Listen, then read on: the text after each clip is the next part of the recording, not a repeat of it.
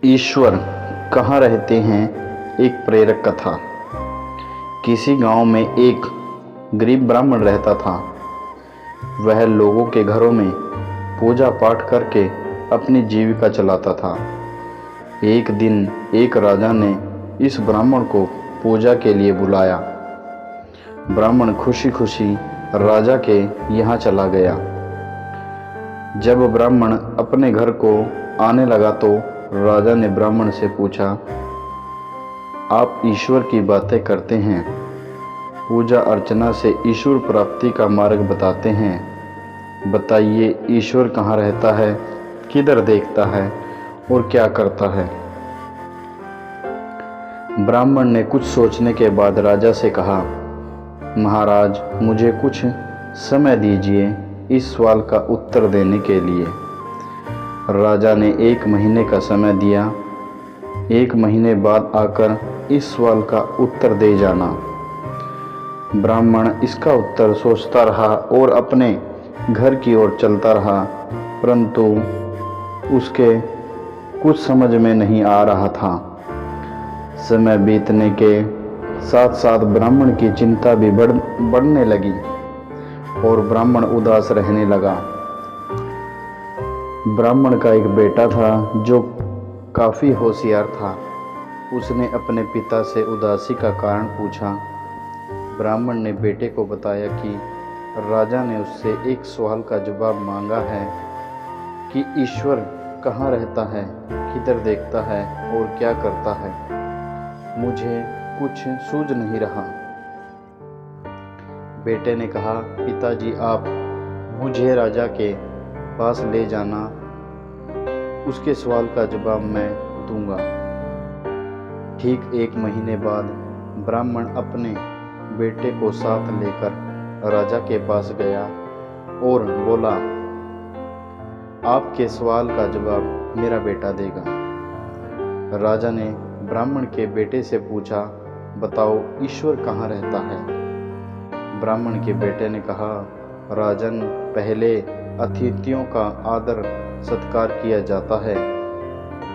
आपने तो बिना अतिथि किए ही प्रश्न पूछना शुरू कर दिया है। राजा इस बात पर कुछ लज्जित हुए और अतिथि के लिए दूध लाने का आदेश दिया।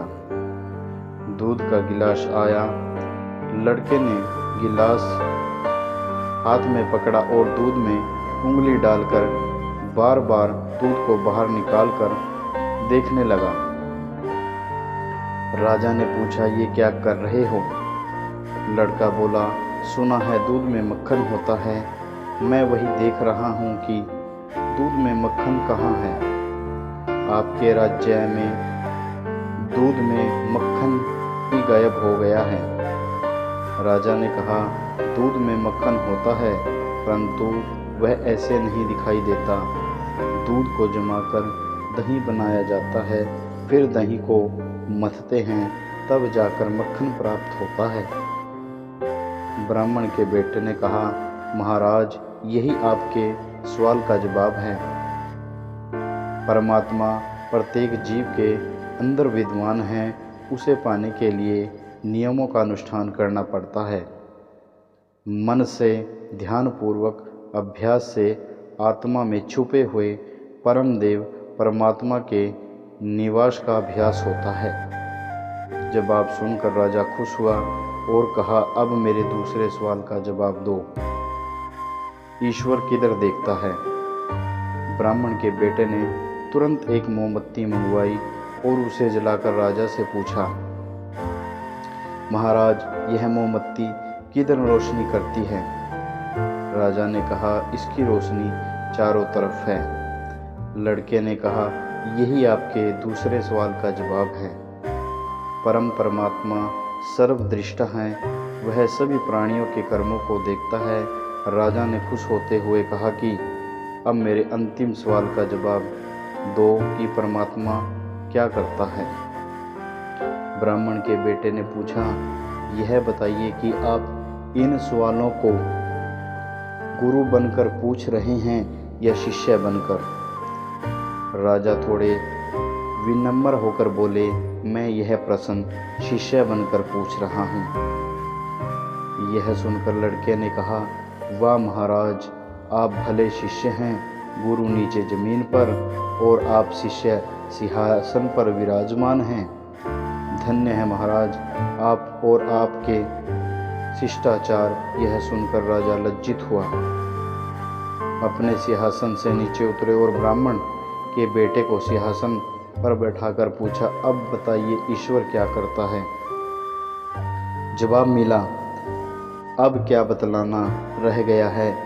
ईश्वर यही करता है, राजा को रंक और रंक को राजा बना देता है। राजा ने उस ब्राह्मण के पुत्र को अपना सलाहकार बना लिया। परमात्मा प्रत्येक जीव के हृदय में आत्मा रूप में मौजूद है। परमात्मा के साथ प्रेम करेंगे तो वह आपको सही मार्ग दिखाएगा।